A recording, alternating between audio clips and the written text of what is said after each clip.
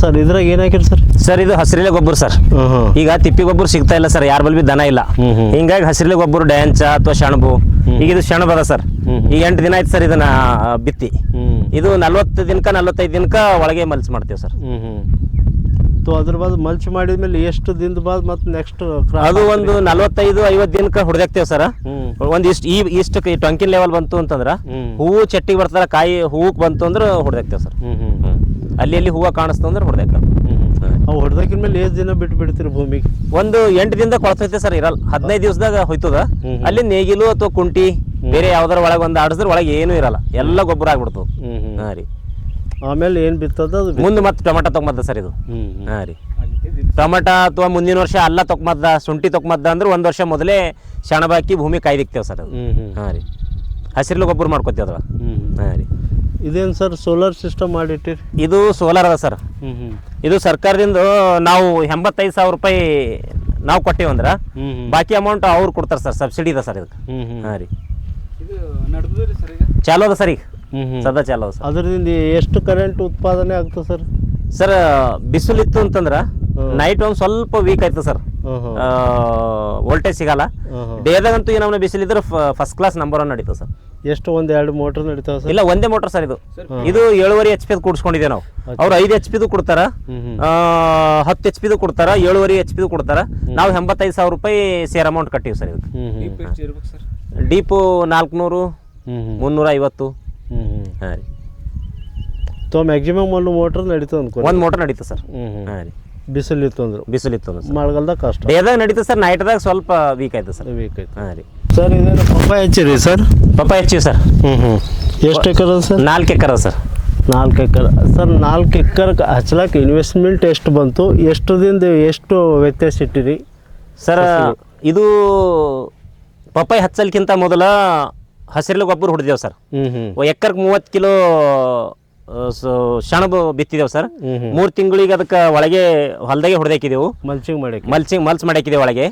ಅದ್ರ ನಂತರ ಏನು ಮಾಡೀವಿ ಅಂತಂದ್ರೆ 1 ಎಕರ್ಕ 1200 ಸಸಿ ಕುಡ್ಸಿವಿ ಸರ್. ಟೋಟಲ್ 1200 ಸಸಿ. ಒಂದು ಸಸಿಗೆ 15 ರೂಪಾಯಿ ಸರ್. ಮಹಾರಾಷ್ಟ್ರದಿಂದ ತಂದೀವಿ. ಓಕೆ. ಒಂದು ಸಸಿಗೆ 15 ರೂಪಾಯಿ. ಒಟ್ಟು 1 ಎಕರ್ಗೆ 1200 ಸಸಿ. ಟೋಟಲ್ 4 ಎಕರ್ಗೆ 4800 ಸಸಿ. ಇದು ಯಾವ ಬೀಡ್ ಅದ ಸರ್? ಇದು ಒಂದು 786 ಅಂತ ಬರ್ತದೆ ಸರ್. ಇದು 15 ನಂಬರ್ ಅದ ಸರ್. 15 ನಂಬರ್ ವ್ಯಾರೈಟಿ ಅದ. ಮಹಾರಾಷ್ಟ್ರದಿಂದ ತರಿಸಿವಿ. ಇದು ಸಾಲದಿಂದ ಸಾಲಕ್ಕೆ 8 ಫೀಟ್ ಅದ ಸರ್. ಈ ಸಾಲದಿಂದ ಈ ಸಾಲಕ್ಕೆ 8 ಫೀಟ್ ಡಿಸ್ಟೆನ್ಸು. ಮತ್ತು ಸಸಿದಿಂದ ಈ ಸಸಿಗೆ 5 ಫೀಟ್ ಡಿಸ್ಟೆನ್ಸು ಸರ್. ಈ 5 ಫೀಟು ಮತ್ತು ಇದು 8 ಫೀಟು ಅಷ್ಟೇ ಇಡಬೇಕಂಬುದು ಕಾರಣ ಏನು ಸರ್? ಗಾಳಿ ಆಡ್ತದ ಮತ್ತು ಗಿಡ ಒಂದಕ್ಕೊಂದು ಟಚ್ ಆಗಲ್ಲ. ಗಿಡದಿಂದ ಗಿಡಕ್ಕೆ ಸ್ವಲ್ಪ ದೂರ ಇತ್ತು ಅಂದ್ರೆ ಕಾಯಿ ಕಡ್ಲ್ಯಾಕ ಒಳಗೆ ಓಡಾಡಕ, ನಾಳಿನ ದಿನ ಕಾಯಿ ಕಡ್ದು ಮಾರಾಟ ಮಾಡಕ್ ಬಿ ನಮಗೆ ಓಡಾಡಕ್ ಈಜಿ ಆಗ್ತದ. ಅಂತರ್ ಬೇಸಾಯ ಮಾಡಕ್ ಒಳಗೆಲ್ಲ ಹುಲ್ಲು ಒಂದು ಯಾವ್ದಾರ ಒಂದು ಮಷಿನ್ ಹುಡ್ಲ್ಯಾಕನು ನಮ್ಗೆ ಇದು ಆಗ್ತದೆ ಸರ್. ಆಯ್ತು. ಈ ಡಿಸ್ಟೆನ್ಸ್ದಾಗೆ ನಾವು ಖುಲ್ಲ ಬಿಟ್ಟಿಲ್ಲ ಸರ್. ಈ ಡಿಸ್ಟೆನ್ಸ್ದಾಗ ಖುಲ್ಲ ಬಿಟ್ಟಿವಿ. ಈ ಡಿಸ್ಟೆನ್ಸ್ದಾಗ ಚೆಂಡು ಹೂವು ತಗೊಂಡಿವಿ. ಹೂವು ಯಾಕೆ ಹಾಕಿರಿ ಸರ್? ಹೂವು ಒಂದು ರೋಗ ಬರಲ್ಲ ಸರ್. ಒಂದು ರೋಗ ಬರಲ್ಲ, ಕಂಟ್ರೋಲ್ ಮಾಡ್ತದ. ಎರಡನೇದು ನಮ್ಗೆ ಉಳಿತ ಒಂದ್ ಕಡೆ ದುಡ್ಡು. ಪಪ್ಪಾಯಿ ಬರಸ್ತಾನ ಮೊದಲೇ ದುಡ್ಡು ಸಿಗ್ತದ ಸೆದಿದವರಿಗೆ, ಹುಲ್ ತೆಗೆಯರಿಗೆ, ಅವ್ರಿಗೂ ಕೂಲಿ ಹೋಗ್ತದೆ ಸರ್ ಮ್ಯಾಗಿನ ಮ್ಯಾಗ. ಹಾಂ ರೀ. ಸರ್ ಇವು ಗೊತ್ತೇನದ ಅಂದ್ರೆ ಭಾಳ ದೊಡ್ಡ ಏನದ ಅಂದ್ರೆ ಎಜುಕೇಷನ್ ಮಾಡಿದವ್ರು ಭೀ ಅಗ್ರಿಕಲ್ಚರ್ದಾಗ ಹೊಂಟಾರ.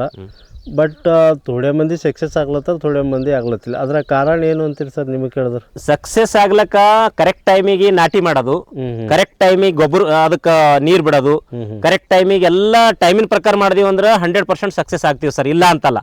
ಕೆಲವೊಂದು ಜನ ಉತ್ಸಾಹದಿಂದ ಮೊದಲು ಕೆಲಸ ಮಾಡ್ತಾರ, ಆಮೇಲೆ ಅದಕ್ಕೆ ಟೈಮ್ ಕೊಡಲ್ಲ. ಕರೆಕ್ಟ್ ಟೈಮಿಗೆ ಹುಲ್ ತೆಗ್ಸಲ್ಲ, ಕರೆಕ್ಟ್ ಟೈಮಿಗೆ ಅದಕ್ಕೇನು ಸಿಂಪಡಣೆ ಮಾಡಬೇಕು ಮಾಡಲ್ಲ. ಅದಕ್ಕೆ ಟೈಮಿನ ಪ್ರಕಾರ ಜೀವಾಮೃತ ಕೊಡೋದಾಗ್ಲಿ, ಅದಕ್ಕೆ ಗೊಬ್ಬರ ಕೊಡೋದಾಗ್ಲಿ ಯಾವುದು ಮಾಡಲ್ಲ ಸರ್. ಹಿಂಗಾಗಿ ಅದು ಲಾಸ್ ಆಗೋ ಸಂಭವ ಇರ್ತದೆ ಸರ್.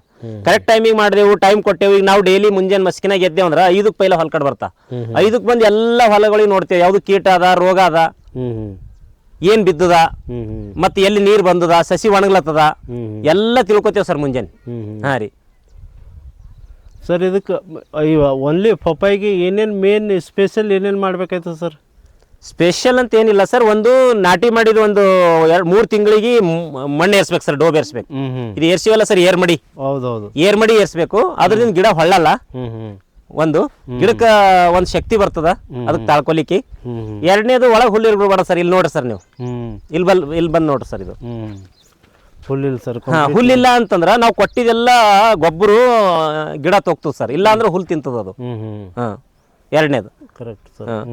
ಹೊಲಕ್ಕೆ ಟೈಮ್ ಕೊಟ್ಟರೆ ಲಾಸ್ ಅಂತೂ ನನ್ನ ತೋಟ ಮಟ್ಟಿಗೆ ಲಾಸ್ ಇಲ್ಲ ಸರ್. ಟೈಮ್ ಕೊಡಬೇಕು. ಮುಂಜಾನೆ ಬೇಗ ಬಂದು ಒಂದ್ಸಲ ನೋಡಿದೆವು ಅಂದ್ರೆ ನಮ್ಮ ಒಬ್ರು ಆಫೀಸರ್ ವಿಶ್ವನಾಥ್ ಸರ್ ಅಂತೇಳಿ ಅವ್ರು ಹೇಳ್ತಾರ, ಬರೀ ಮನುಷ್ಯ ಅಷ್ಟೇ ಮಾತಾಡಲ್ಲ, ಸಸಿಗಳು ಬಿ ಮಾತಾಡ್ತಾವ ಅಂತ ಹೇಳ್ತಾರೆ ಸರ್. ಹೊಲಕ್ಕೆ ಯಾರು ಹೋಗ್ತಾರೆ ಡೈಲಿ ಅಂದ್ರೆ ನನಗೆ ಏನ್ ಬೇಕು ಬೇಡ ಅಂಬದ್ ಸಮೇತ ಸಸಿ ಹೇಳ್ತದ ಅಂತ ಹೇಳ್ತಾರೆ. ಸಸಿಗಳು ಮಾತಾಡ್ತಾವ ಅಂತ ಹೇಳ್ತಾರೆ. ನನಗೆ ಸತ್ಯ ಅನಿಸ್ತದಕ್ಕೆ ಅದು ಸಸಿ ಮಾತಾಡ್ತದೆ ಸರ್. ಡೈಲಿ ಯಾರು ಹೋಗ್ತಾವ ಅದಕ್ಕೆ ಅದ್ರ ಕಷ್ಟ ಸುಖ ಹೇಳ್ಕೊತದು, ಅದ್ರದ್ದು ಸುಖ ದುಃಖ ಹೇಳ್ಕೊತದು. ಎಲ್ಲ ಸಸಿಗೂ ಒಂದು ಜೀವ ಅದ ಸರ್. ಅದಕ್ಕೆ ಡೈಲಿ ನಾವೇನು ಮಾಡಬೇಕು, ಹೊಲಕ್ಕೆ ಹೋಗ್ಬೇಕು, ನೋಡಬೇಕು. ಅದು ನೀರಿಗೆ ಬಂದದಿಲ್ಲ, ಔಷಧಕ್ಕೆ ಬಂದದಿಲ್ಲ, ಅದಕ್ಕೆ ಹೂವು ಹೊಂಟವಿಲ್ಲ, ಎಲ್ಲ ನೋಡ್ಕೊಂಡೇವೆ ಅಂದ್ರೆ ಲಾಸ್ ಆಗಲ್ಲ ಅಂತ ನನಗೆ ಅನಿಸ್ತದೆ ಸರ್. ಸರ್ ನೀವು 45 ಎಕರೆದ ಪರ್ಫೆಕ್ಟ್ ಸಕ್ಸಸ್ಫುಲ್ ಆಗಿರಿ ಸರ್. ಸಕ್ಸಸ್ಫುಲ್ ರೈತರು ಅಂತ ಹೇಳಿ ಕರಿಬೋದು ನಿಮ್ಗೆ ಆಲ್ರೆಡಿ ಅವಾರ್ಡ್ನು ರಿವಾರ್ಡ್ನು ತಾಲೂಕಾ ಮಟ್ಟದ ಅವಾರ್ಡು, ಜಿಲ್ಲಾ ಮಟ್ಟದ ಅವಾರ್ಡ್ ಸಿಕ್ಕದು ಸರ್, ಎಲ್ಲ ಸಿಕ್ಕದು. ತೋ ಬೇರೆಯವ್ರು ಭೀ ನಿಮ್ಮ ಥರ ಕಷ್ಟಪಟ್ಟು ಮಾಡಬೇಕಾದ್ರೆ ಮೇನ್ ಎದ್ರ ಮೇಲೆ ಹೆಚ್ಚಾಗಿ ಅವ್ರು ಇದಕ್ಕೆ ಇಂಟ್ರೆಸ್ಟ್ ಇಟ್ಟು ಮಾಡಬೇಕು ಕೆಲಸ. ಒಂದು ಟೈಮಿಂಗ್ ಮಾಡ್ಬೇಕು ಸರ್ ಕೆಲಸ. ಎರಡನೇದು ಬಾಕಿ ತೊಗೊಂಡು ಮಾಡಬಾರ್ದು ಯಾವುದೂ ಕೆಲಸ. ಬಾಕಿ ಸಾಲ ಸೂಲಕ್ಕೆ ಮೂಲ ಅಂತ. ಸಾಲ ಮಾಡಿ ನಾವು ಒಕ್ಕಲ್ತನ ಮಾಡೋದು ನನಗಂತೂ, ನಾನು ಇವತ್ತಿನ ತನ ಅಂತೂ ಸಾಲ ಮಾಡಿಲ್ಲ. ಭಗವಂತ ನಡ್ಸ್ಕೊಟ್ಟಾನ, ಹಂಗೆ ನಡ್ಲಿ ಪರವಾಗಿಲ್ಲ. ಆದ್ರೆ ಸಾಲ ತಂದು ಅವ್ರು ಮಾಡತ್ತಾರ ಅಂತ ನಾವು ಮಾಡಕ್ಕೆ ಹೋಗ್ಬಾರ್ದು ಸರ್. ಎರಡನೇದು ಆದಷ್ಟು ಮಟ್ಟಿಗೆ ಸಾವಯವ ಕೃಷಿ ಮಾಡಬೇಕು. ಒಂದು ಹಸಿರೆಲೆ ಗೊಬ್ಬರ ಹಾಕಬೇಕು, ತಿಪ್ಪಿ ಗೊಬ್ಬರ ಹಾಕಬೇಕು. ಈಗ ತಿಪ್ಪಿ ಗೊಬ್ಬರ ಹಾಕ್ಬೇಕಂದ್ರೆ ಯಾರ ಬಲ್ಲೂ ದನ ಇಲ್ಲ ಸರ್. ಒಂದು ಹಸುಗಳು ಸಲ್ಬೇಕು, ಎತ್ತುಗಳು ಸಲ್ಬೇಕು, ಎಮ್ಮೆ ಇರಬೇಕು. ಅದು ಒಂದು ಮ್ಯಾಗಿನ ಮ್ಯಾಗ ಖರ್ಚು ಆದಾಯ ಬರ್ತದೆ ಅವನಿಗೆ ಹಾಲು ಮಾರಾಟದಿಂದ. ಮನೆ ಮಕ್ಕಳು ಪ್ಯೂರ್ ಹಾಲು ಸಿಗ್ತಾವೆ. ಈಗೆಲ್ಲ ಹೊರಗೆಲ್ಲ ಹಾಲಿಂದು ಯೂರಿಯಾ ಮಿಕ್ಸ್ ಮಾಡಿ ಮಾರ್ಲತ್ತಾರ. ಅದರಿಂದ ಹಾರ್ಟ್ ಅಟ್ಯಾಕ್ ಆಗ್ಲದ, ಕ್ಯಾನ್ಸರ್ ಆಗ್ಲದ ಅಂತ ಹೇಳ್ತಾರೆ ಸರ್. ನಮ್ಮ ಕುಟುಂಬದ ಆರೋಗ್ಯ ಕಾಪಾಡೋ ಸಲಿಕ್ಕಿಂದ್ರೆ ನಾವು 2 ಹಸು ಇಡಬೇಕು, 2 ಎಮ್ಮೆ ಇಡಬೇಕು. ಒಂದು. ಎರಡನೇದು ಸಮಯಕ್ಕೆ ತಕ್ಕಂಗೆ ಹೊಲ ಕೆಲಸ ಮಾಡಬೇಕು. ನಾವು ಹೆಂಗೆ ಮಕ್ಕಳಿಗೆ 8 ಗಂಟೆಗೆ ಕಳಿಸಿದ್ರೆ ವ್ಯಾನ್ ಬರ್ತದ ಸ್ಕೂಲಿಗೆ ಹೋಗ್ಬೇಕಂತ ಏನು ಮಾಡ್ತೇವಲ್ಲ, ಇದು ಹೊಲ ಅಂಬದನ್ನು ಅದನ್ನು ಒಂದು ಟೈಮಿನ ಪ್ರಕಾರ ಮಾಡಿದ್ರೆ 100% ಸಕ್ಸಸ್ ಆಗ್ಬೋದು ಅಂತ ನನಗೆ ಅನಿಸ್ತದೆ. ನನಗೆ ಗೊತ್ತು ಹೊಲದಿಂದ ನಮ್ಮಪ್ಪರು ಹೇಳ್ತಿರು ಮೊದಲ, ನೌಕರಿ ಅಂದ್ರೆ ಏನು ತಿಳ್ಕೊಳ್ಳಿದೆಪ್ಪ, ನೌಕರಿ ಎಲ್ಲ ಹಾಂ ಸರ್, ನೌಕರಿಗಿಂತನೂ ಹೊಲ್ದಾಗ ಒಂದು ಮೂಲಿದ ಬೆಳೆದಿದ್ದು ಕೋಟಿ ವಿದ್ಯೆಗಿಂತ ಮೇಟಿ ವಿದ್ಯೆ ಮೇಲು ಅಂತ ಹೇಳ್ತಾರೆ ನಮ್ಮ ತಂದೆಯವರು. ನಮ್ಮ ಅಪ್ಪರು ಅವಾಗ ಹೇಳ್ತಾರೆ, ನಮ್ಗೆ ಅನಿಸ್ತಿತ್ತು ಏನು ಹೇಳ್ತಾರ, ಅದೇ ಹೆಂಗೆ ಆಗ್ತದ, ಸರ್ಕಾರಿ ನೌಕರಿ ಕೇಳಲ್ಲ, ಬಿಸ್ನೆಸ್ ಮ್ಯಾನ್ ಕೇಳಲ್ಲ ಅಂತೇಳಿ. ಒಂದಿಲ್ಲ ಒಂದು ಕಾಲ ಬರ್ತದ 100%. ಈಗ ಆಲ್ರೆಡಿ ಬಂದದ. ಎಷ್ಟೋ ಜನ ಭೂಮಿ ಖರೀದಿ ಮಾಡತ್ತಾರ, ಹಳ್ಳಿ ಕಡೆ ಹೊಂಟಾರ, ಆಕಳು ಸಲ್ಲತ್ತಾರ, ಒಂದು ತೋಟದ ಮನೆ ಮಾಡತ್ತಾರ, ಅವ್ರ ಹೆಂಡ್ರ ಮಕ್ಕಳು ಪೂರ್ತಿಯಾಗಿ ಸಾವಯವ ಗೊಬ್ಬರ ಹಾಕಿ ಬೆಳೆ ಬೆಳೆಸ್ಲತ್ತಾರ.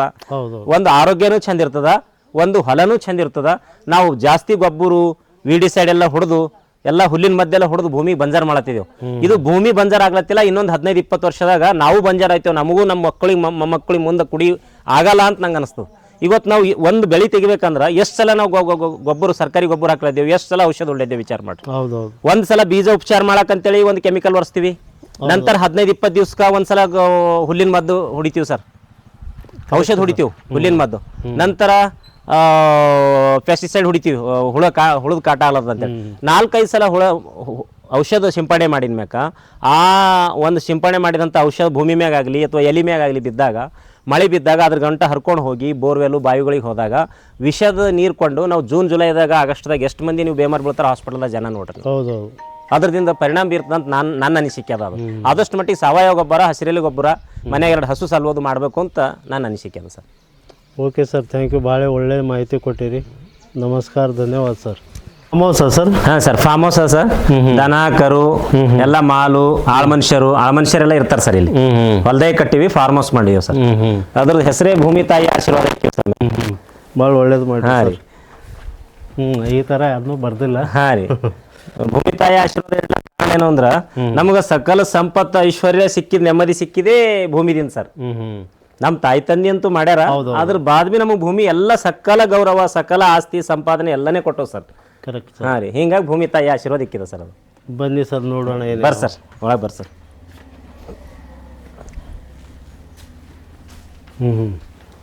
ಇದು ಆಳ್ಮಕ್ಳಿಗೆ ಉಳಿಲಾಕ ಸರ್. 2 ಆಳ್ಮಕ್ಳು ಇರ್ತಾರೆ ಇಲ್ಲಿ, ಅವ್ರ ಕುಟುಂಬ ಇರ್ತದೆ ಇಲ್ಲಿ.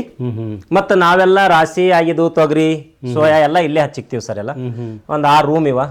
6 ರೂಮಿನಾಗೆಲ್ಲ ನಮಗೆ ಬೇಕಾಗ್ತಕ್ಕಂಥ ಗೊಬ್ಬರ, ಔಷಧ, ಸಾಮಾನು, ಪೈಂಪು ಅವ್ರಿಗೆ ಉಳಿಲಾಕ ಒಂದು 2-3 ರೂಮ್ ಮಾಡೀವಿ ಸರ್ ಇಲ್ಲಿ. ಇವು ಏನವ ಸರ್? ಈಗ 100 ಕ್ವಿಂಟಲ್ ತೊಗರಿ ಅವ ಸರ್. ಇವು 1 ವರ್ಷ ಮ್ಯಾಗಿಂದ ಅವ ಸರ್. ಈಗ ಅವು ಈಗ ರೇಟ್ನು ಯಾಕೋ ತೊಗರಿ ರೇಟ್ ಕಮ್ಮಿ ಆಗಿದೆ ಸರ್. ಅಚ್ಚಾ 7,500 ಆಗಿದೆ. ಆದ್ರೆ ನಮ್ಮ ಹಿರಿಯರು ನಮ್ಮ ತಾಯಿ ತಂದೆ ಎಲ್ಲ ಮೊದಲೆಲ್ಲ ಮಾಲೆಲ್ಲ ಹೊಲ್ದಾಗಿ ಮಾರಬಾರ್ದು, ಲಕ್ಷ್ಮಿ ಇರಲ್ಲ ಅಂತ ಹೇಳ್ತಿರು. ಹಿಂಗಾಗಿ ಅವ್ರ ಹಿರಿಯರ ಮಾತು ಬಿ ಸತ್ಯ ಅದ. ಅದಕ್ಕೆ ಮಾಲ್ ಮನಿ ತಂದು ಹೋಗ್ಬೇಕು ಅಂತಾರೆ. ಈಗೆಲ್ಲ ರಾಶಿ ಆಗ್ಬೇಕಾದ್ರೆ ಹೊಲ್ದಾಗಿ ಟೆಂಪು ತಗೊಂಡು ಮಾರ್ಕೆಟ್ ನಡೆದ ಸರ್. ಹೌದೌದು. ಹಿಂಗಾಗಿ ಅದ್ರೊಳಗ ಸಂಪಾದನೆಗ ಸ್ಥಿರ ಇರಲ್ಲ ಅಂತ ಹೇಳ್ತಾರೆ ಅವ್ರ ಹಿರಿಯರ ಮಾತು ಬಿ ನಿಜ ಅಂತ ಅನಿಸ್ತದ ನಂಗೆ. ನಮಗಂತೂ ಒಕ್ಕಲ್ತನದಾಗ ಲಾಸ್ ಅಂತೂ ಇಲ್ಲ. ಸುಖಿ ಇದ್ದೆವು, ನೆಮ್ಮದಿಯಿಂದ ಇದ್ದೆವು, ಭಾಳ ಖುಷಿದಾಗ ಇದ್ದೇವೆ ಸರ್. ಇನ್ನೂ 1 ವರ್ಷದಿಂದ ಸರ್? 1 ವರ್ಷದಿಂದ ಸರ್. ಏನು ಸೋಯಾ ಸರ್? ತೊಗರಿ ಇದೆ ಸರ್. ಇದು ತೊಗರಿ. ಇದು ಸರ್? ಅದನ್ನು ತೊಗರಿ ಇದೆ ಸರ್. ಇದು ತೊಗರಿ, ಇದು ತೊಗರಿ, ಅವು ತೊಗರಿನೇ ಅವ ಸರ್. ಹಾಂ ರೀ. ಆಯ್ತಾಯ್ತು. ಲೇಬರಿಗೆ ಇರ್ಲಕ್ ಮಾಡಿವಿ ಸರ್. ಇದೊಂದು ಲೇಬರಿಗೆ ಇರ್ಲಕ್ ಅದ ಇಚ್ಚಕ, ಅದು ಲೇಬರಿಗೆ ಇರ್ಲಕ್ ಅದ. ಇದ್ರ ಹಿಂದ ಅದೊಂದು ರೂಮು, ಇದೊಂದು ರೂಮು, ಇದು ನಾವ್ ಇಟ್ಕೊಂಡಿವಿ ಸರ್. ಏನ್ ಬಿ ಮಾಲ್ ಇರ್ತದ, ಗೊಬ್ಬರ ಇರ್ತದ, ಔಷಧ ಇರ್ತದ, ಏನ್ ಬಿ ಸಾಮಾನ್ ಇರ್ತಾವ. ಅಚ್ಚಕ್ ಒಂದ್ ಮಾಡಿವಿ ಸರ್. ಅಚ್ಚಕ್ ಟ್ರಾಕ್ಟರ್ ನಿಂದ್ರಲಕ್, ಟೆಂಪೋ ನಿಂದ್ರಲಕ್ ಮಾಡಿವಿ. ಇಚ್ಚಕ್ ಬಾಜುನೇ ಒಂದು 100/60. ಇಚ್ಚಕ್ 2 ರೂಮ್ ಮಾಡಿವಿ ಸರ್. ಇದು ರೀ ಎಲ್ಲ ಹೊಲ್ದೆ, ಎಲ್ಲ ಹೊಲ್ದು ಸರ್. ಇಕ್ವಿಪ್ಮೆಂಟ್ಸ್ ಎಲ್ಲ ಇಲ್ಲೇ ಇರ್ತದ. ನಮಗ್ ಒಟ್ಟಿನಾಗ ಹೇಳ್ಬೇಕಂತಂದ್ರ ಒಕ್ಕಲ್ತನದಿಂದ ಭಾಳ ಖುಷಿ ಅದ, ಭಾಳ ನೆಮ್ಮದಿ ಅದ. ಒಂದು ಹೊರಗಿಂದು ಆಹಾರ ಸಿಗಲ್ಲ, ಇಲ್ಲೇ ಸಾವಯವದಿಂದ ಬೆಳೆಸಿದೆ ಪ್ಯೂರ್ ಆಹಾರ ಸಿಗ್ತದ. ಎಷ್ಟೋ ಜನ ಸಣ್ಣ ಮಕ್ಕಳು ಹಾರ್ಟ್ ಅಟ್ಯಾಕ್ ಅಲ್ಲತ್ತಾವ ಸರ್. ನಾವು ಒಂದು 15-20 ವರ್ಷ ತೆಳಗ ನಮ್ಮ ಊರಾಗ ಒಬ್ರಿಗೆ ಫಸ್ಟ್ ಹಾರ್ಟ್ ಅಟ್ಯಾಕ್ ಆಗಿತ್ತು. ಅವ್ರಿಗೆ 65 ಏಜ್ ಆಗಿತ್ತು. ಅವ್ರು ಹಲ್ಬರ್ಗದಾಗ ನಾಷ್ಟ ಮಾಡೋ ಹೊತ್ತಿನಾಗ ಅವ್ರು ಹಾರ್ಟ್ ಆಗಿ ಸತ್ತಿರು. ನಮ್ಮ ತಾಯಿಯವ್ರು ಮಾತಾಡಿ ನಂಗೆ ಹಿನ್ನ ನೆನಪದ. ಒಂದು 25 ವರ್ಷ ತೆಳಗ ಅವ್ರು ಬಸವರಾಜ್ ಸತ್ತಾರಂತ. ಅಂದ್ರೆ ಏನಾಗ ಸತ್ತಾರ ಅಂದ್ರೆ ಹಾರ್ಟ್ ಆಗ್ಯದಂತ. ಎಷ್ಟು ವಯಸ್ಸಿತ್ತು ಅಂತ ಬಾಜು ಕೇಳಿದ್ರ ಅವ್ರು ಸಣ್ಣವ್ರು ಇದ್ರಿ ಅಂದ್ರು. ಸಣ್ಣವ್ರು ಅಂದ್ರೆ 65 ವರ್ಷ ಸಣ್ಣವ್ರು ಅಂತಂತೀರ. ಅವಾಗ 65 ವರ್ಷಕ್ಕ ಹಾರ್ಟ್ ಬಂದ್ರ ಸಣ್ಣವ್ರು ಅಂತೀರು. ಈಗ 5 ವರ್ಷಕ್ಕೆ ನಿನ್ನೊಂದು ಮಗು ನೋಡ್ರಿ, 4 ವರ್ಷದ ಮಗು ಸತ್ತದ ಹಾರ್ಟ್ ಆಗಿ ದಾವಣಗೆರೆದಾಗ. ನಿನ್ನೊಬ್ರು ಡಾಕ್ಟರ್ ಸತ್ತಾರ ಮುಚ್ಚಳಮ್ದಾಗ, 52 ಏಜ್ ಅದ ಅವ್ರದ್ದು. ಕಾರಣ ಏನು ಅಂದ್ರೆ ನಾವು ಎಲ್ಲ ಹೊರಗಿಂದು ಆಹಾರ, ಜಾಸ್ತಿ ಗೊಬ್ಬರ, ಔಷಧ, ನಮ್ಮ ಮನೆ ಕುಟುಂಬ ಪೂರ್ತಿಕರ ನಾವು ಸಾವಯವ ಗೊಬ್ಬರ ಮಾಡಬೇಕು. 2 ಹಸು ಇಡಬೇಕು, ಎಮ್ಮೆ ಇಡಬೇಕು. ಅವ್ರದೇ ಹಾಲು, ಇದು ಮಕ್ಕಳಿಗೆ ಊಟ, ಮೊಸರು, ಬೆಣ್ಣೆ, ತುಪ್ಪ ಅವೆಲ್ಲ ಕಡಿಮೆ ಆಗ್ಯದ. ಅದಕ್ಕೆ ರೋಗ ಬರ್ಲತ್ತದ ಅಂತ ನಂಗೆ ಅನಿಸ್ತದೆ ಸರ್. ಅದಕ್ಕೆ ಸುಖಿ ಒಕ್ಕಲ್ತನ ಮಾಡ್ಬೇಕಂದ್ರೆ 2 ಹಸುಗಳ ಅವಶ್ಯಕತೆ ಅದಂತ ನಂಗೆ ಅನಿಸ್ತದೆ ಸರ್. ಎಮ್ಮೆ, ಹಸು. ಮಂದಿ ಸರ್ ಅಣ್ಣ ತಮ್ಮರು? ನಾವು 3 ಅಣ್ಣ ತಮ್ಮರು ಇದ್ದೇವೆ ಸರ್. 3 ಅಣ್ಣ ತಮ್ಮರು ಇದ್ದೇವು. ಇವ ನಮ್ಮ ನಡುವಿನ ತಮ್ಮನ, ಇವ ಹೊಲ್ಕಡೆ ಇರ್ತಾನ. ನಾವು ಮುಂಜಾನೆ ಮಾರ್ನಿಂಗ್ 5 ಹಿಡಿದು 10 ತನಕ ಹೊಲ್ಕಡೆ ಇರ್ತೇವೆ. ಇನ್ನೊಬ್ಬ ಸಣ್ಣ ತಮ್ಮನ ಗುಲ್ಬರ್ಗ ಡ್ಯೂಟಿದಾಗ ಗಂಡ ಹೆಂಡತಿ ಅಲ್ಲಿರ್ತಾರ ಅವ್ರು. ಹಾಂ ರೀ. ಎಲ್ಲ ಕಂಪ್ಲೀಟ್ ಫ್ಯಾಮಿಲಿ, ಜಾಯಿಂಟ್ ಫ್ಯಾಮಿಲಿ ಅದ ಸರ್. ಜಾಯಿಂಟ್ ಫ್ಯಾಮಿಲಿ ಅದ. ಆಳ್ಮಕ್ಳು ಹರ ಅವರು ಇರ್ತಾರೆ ಈ ಮನ್ಯಾಗ. 4 ಮಂದಿ ಹೆಣ್ಮಕ್ಳು ವರ್ಷ ಅಂತ ಆಗಂತ ಅವ್ರಿಗೆ ವರ್ಕ್ ಕೊಡ್ತೇವೆ. 365 ಡೇಸ್ ಎಲ್ಲ ನಂಬಲ್ಲೇ ಬರ್ತಾರ. ಡೈಲಿ ಅವ್ರಿಗೆ ಆ ಟೆಂಪೋದಾಗ ಹೋಗಿ ಕರ್ಕೊಂಡ್ ಬರ್ತೇವೆ, ಬೇರೆಯವ್ರದಿಂದ ಕರ್ಕೊಂಡ್ ತರ್ತೇವೆ ಇಲ್ಲಿಗೆ. ಮನಿ ಕುಟುಂಬತ್ಲೆ ಅವರು ಕೆಲಸ ಮಾಡ್ತಾರೆ ಸರ್ ನಮ್ಮಲ್ಲಿ. ಕೆಲಸ ಸರ್, ಒಂದು ದಿವಸ ಸೂಟಿ ಇಲ್ಲ. ಆಯ್ತಾಯ್ತು ಸರ್, ಇದೇ ಥರ ಮಾಡ್ರಿ. ಒಳ್ಳೆಯ ಮಾರ್ಗದರ್ಶಿ ಕೊಡ್ಲತ್ರಿ ಎಲ್ಲ ರೈತರಿಗೆ. Okay, thank you sir.